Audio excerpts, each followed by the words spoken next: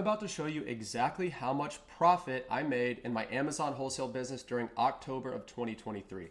Now, the reason I'm making this video is because I feel like there's a huge lack of transparency in this industry. There's not many people talking about the actual profit they're making, and there's very few people, if anybody, showing proof of the actual profit they're making. So this is not a video that I'll be doing every month. This is something that I'm doing to prove a point, to show you guys what you can accomplish after 5 years of putting in a lot of hard work. I mean, I put my blood, sweat, and tears into this business to get to this point, and what's possible when you put systems in place. So I'm going to share my screen here with you. I'm going to show you my exact profit and loss statement from the month of October. My bookkeeper has finalized this document. This is my actual profit, my actual numbers. So I'm going to share my screen here. And the bookkeeping software that we use is called Xero, whereas a lot of people use QuickBooks. We use Xero. So what I'm going to do is I'm going to make my camera a little smaller here so you guys can actually see the profit here, and I'm going to put it here in the top right. So here we're looking at our top line, right? So we're looking at our income. So you'll see the month of October, again, this is the month ending October 31st, 2023. I'm recording this video. It's November 28th, 2023.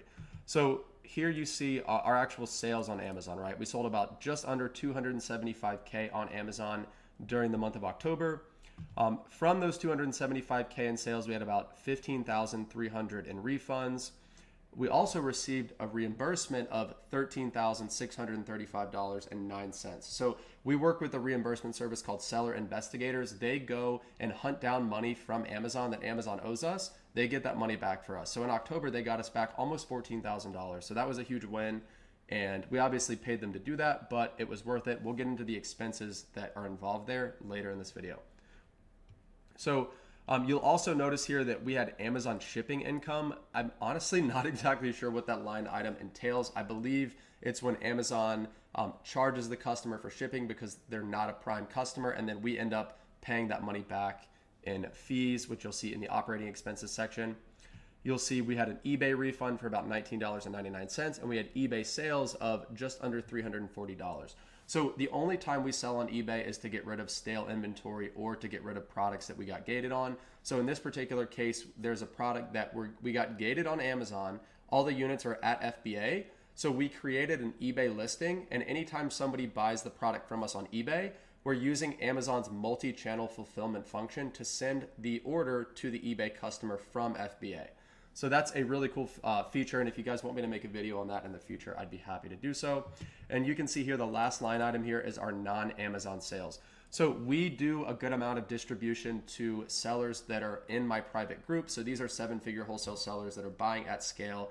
And during the month of October, we sold just under $13,400 worth of products to sellers in our group, which we obviously marked up slightly, made a profit on.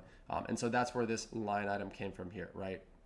So $288,462.37 in total income for the month of October. Again, about 275K or 95% of that income came from Amazon.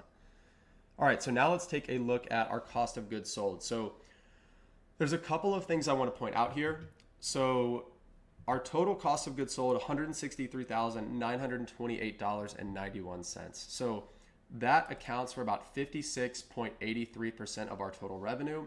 After having conversations with my bookkeeper and learning about similar e-commerce businesses, other Amazon wholesale businesses, we want to keep our cost of goods sold as a percentage of our revenue under 54%, right? So in this case, like this particular month, our COGS was almost 57% of revenue, right? What that tells me is that we need to buy better inventory to get that percentage down. So the way that you get your COGS as a percentage of your revenue lower, you just buy more profitable inventory. So we did some liquidating of some old products. We got rid of some stuff. We sold some stuff at a loss that we'd been sitting on for a while. So because of that, our COGS as a percentage of revenue was higher than it should be. Like I said, we shoot to have that number 54% or lower.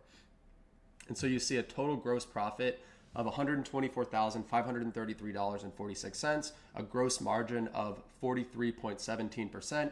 And so some of you watching this might think, well, a 43% gross margin, that's insane, right? And that's unheard of.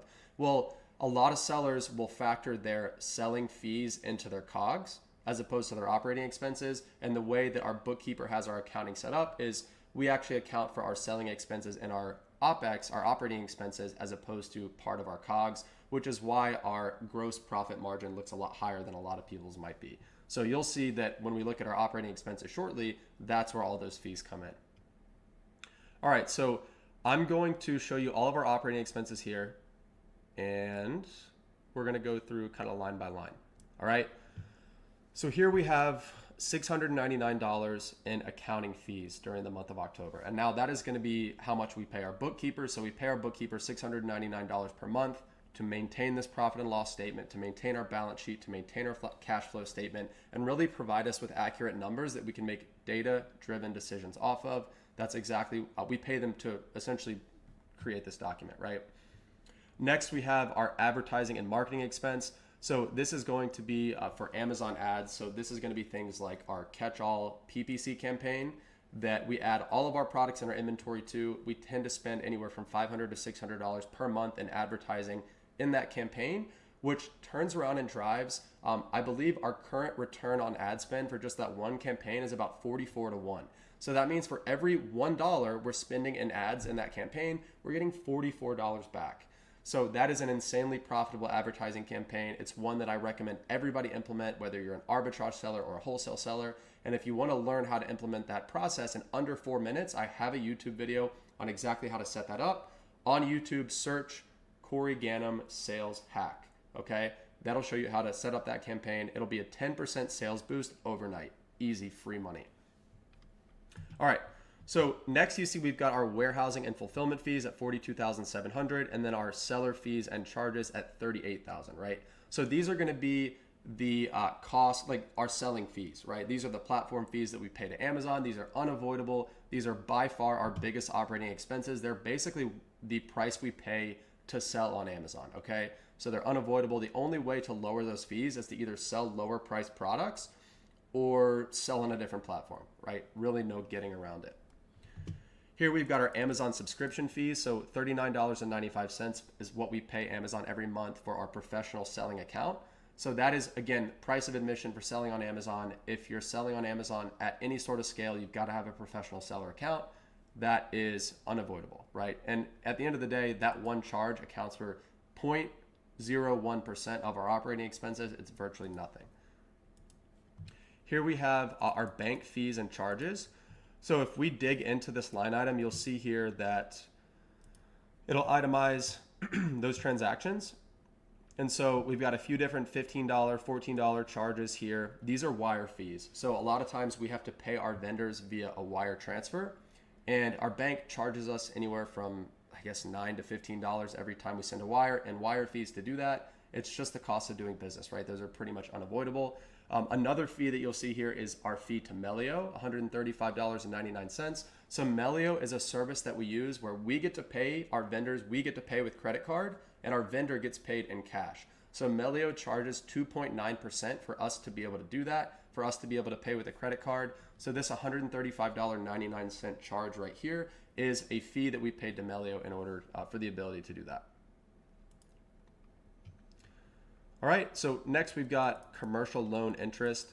So we've got $411.97 here in commercial loan interest. So we have a line of credit through our bank. We have a $300,000 line of credit that we can tap into at any given time to either pay our operating expenses, to buy inventory. We can use that money for whatever we like.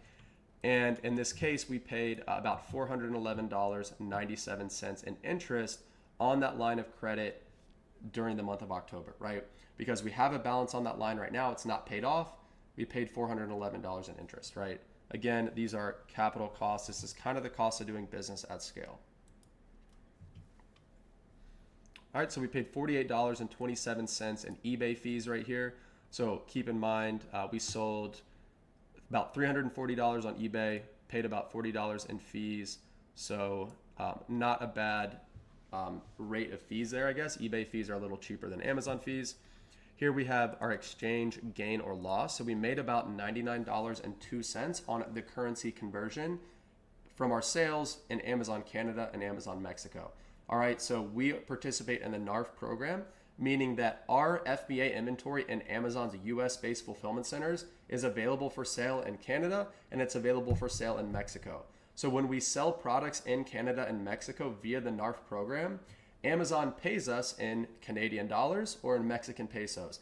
When Amazon transfers those dollars or pesos to our US based bank account, Amazon does a currency conversion for us. And in this case, based on the current conversion rate, we actually made about $99 in profit. Or sorry, I guess that's not profit. That's an expense, right? We paid about $99 in terms of an expense in currency conversions to get those converted to US dollars.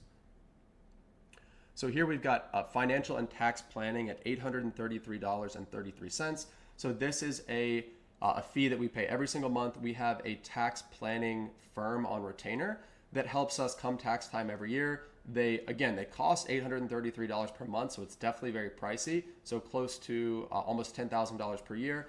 But every single year, they've saved us more than $10,000 in taxes, which makes it worth it, right? So I don't look at this as an expense. I look at this as, call it a necessary evil for paying as little taxes as possible legally. All right, next we've got our inventory reimbursement service. So we paid $1,239 to our reimbursement service. And if you keep in mind that reimbursement service, we basically paid $1,239 to get $13,635 back, right? Because again, I said that we use seller investigators who goes after Amazon to get us that money back that they owe us. So we paid less than $2,000 to get almost 14 grand back. That's a trade I'm going to make every single time. I don't have to have an employee dedicated to doing that. I just would prefer to pay a service. And if you're interested in learning more about seller investigators, I've actually got a discount code in the description of this video where you can give them a try for yourself. So we'll keep going here. Next, we've got office and warehouse supplies. So we spent about $1,371 in October on just general office and warehouse supplies. Now, this is going to be a much higher line item than in typical months. The reason for this is I actually had to drive to Raleigh, North Carolina, where we have a storage unit of a lot of old inventory and a lot of old equipment. And I had to pay a lot of money to buy packing supplies. Basically, I just had to pay some money to get that stuff moved out of that storage unit so that we no longer had to pay rent on that storage unit. We've been paying rent on that storage unit for 2.5 years because I was just too lazy to go clean it out. So one day I just bit the bullet, drove 3 hours to Raleigh, cleaned it out, paid some money to do it, but now we don't have to pay the $318 per month that you can see here at the bottom that we've been paying in order to maintain that storage unit, right? So if we keep going here, next up we've got our PayPal fees, only $1.96. I believe that was just a fee paid when we paid our virtual assistant for a bonus, right? So PayPal charges a fee every time we send a payment. Next, we've got payroll processing fees. So $52 per month is what we pay Gusto, which is our payroll processing software that we use. So Gusto is what processes my payroll. So every month, my company pays me a salary, right? And then we pay Gusto $52 to essentially facilitate that transaction. So that's what that money is for there. Next, we've got $765 in payroll taxes. So again, unavoidable. These are taxes that we pay as just for a function of me being an employee of the company, right? Not a whole lot you can do there. Next, we have prep center fees of $2,741.50. So we pay our prep center obviously to process our inventory, to receive our shipments. And quite honestly, this is a pretty high total for this particular month. Usually our prep center bill is a lot lower than that because 80 to 90% of our suppliers ship straight to Amazon for us. This particular month, we had a lot of volume come through the prep center, so we paid them a little more than a little more than usual, sorry. Next, we've got salaries and wages. So here it's a $10,000 line item because I pay myself a $10,000 per month salary, $120,000 per year. After taxes, that ends up being $7,000 per month net in my personal bank account. Okay, so again, business has an expense of $10,000. I personally receive about $7,000 of that. And that is going to be our largest operating expense aside from our Amazon fees, right? As it should be. I'm the owner, I take a salary. Next, we have SBA loan interest. So back in 2020, we received the EIDL loan of about, I think, $125,000 from the government at I think, 3.25% interest rate payable over 30 years, I believe. So every month we pay $600 back towards that loan. and we'll be paying that for, like I said, the next 30 years or so. But it's such a dirt cheap interest rate, there's no reason to pay it off anytime sooner. Shipping and postage, we paid $3,421. That is a very high expense for this month. Again, because of the fact that I had to go to our storage unit, I cleaned a ton of inventory out of that unit and I shipped it all to my prep center, right? So I paid about $3,000 just in UPS fees to get that stuff shipped from my storage unit to my prep center, which again explains the higher prep center fee this month because they had to process that inventory and send it to Amazon. Next, we've got software and apps at $849.41 per month. So these are going to be things like our repricer, which is $500 per month. These are going to be things like seamless.ai, which is one of the tools that we use to find contact information for some of these brand owners, as well as any other software expense in our business, right? So again, most months, the software expense line item here is around the same. It's about $1,000, give or take $200 or so. So that is about normal. And again, this is the cost of doing business at scale. Next, you see our storage fee of $318 here. And that $318 is what we were paying for our storage unit in Raleigh that I mentioned earlier, that I went there, I cleaned it out, we canceled that storage unit. So no longer will we be paying that $318 per month. We had been paying it for 2.5 years. Like I said, just because I was too lazy to go clean it out, I finally decided to go do that because obviously it's a lot of money after, it adds up over time. And then lastly, we have our virtual assistant bill. So we pay our virtual assistant team. Keep in mind, we have 3 virtual assistants. One of them is full-time, one of them is part-time, the other is 2 hours per day, so even less than part-time. The bill there was $3,532.48 for the month of October. They're very well paid for where they live in the Philippines, and one of them is in Nigeria, and they're extremely hard workers. So all in all, we have total operating expenses of $108,543.41 for an operating income of $15,990.05. So once we add back the bank and credit card rewards that we got, so our bank paid us about $28 in interest on the money that we have deposited there. And we also received, I guess these were $28 in credit card something, right? Either not cash back because we got a lot more cash back than that. But that's some sort of fee that we got back. And then we earned another $28.94 in interest from our bank. So once you factor that in, we had a total net profit in the month of October of $16,046.99, a net margin of 5.56%. Oops, let me scroll down so you guys can see that.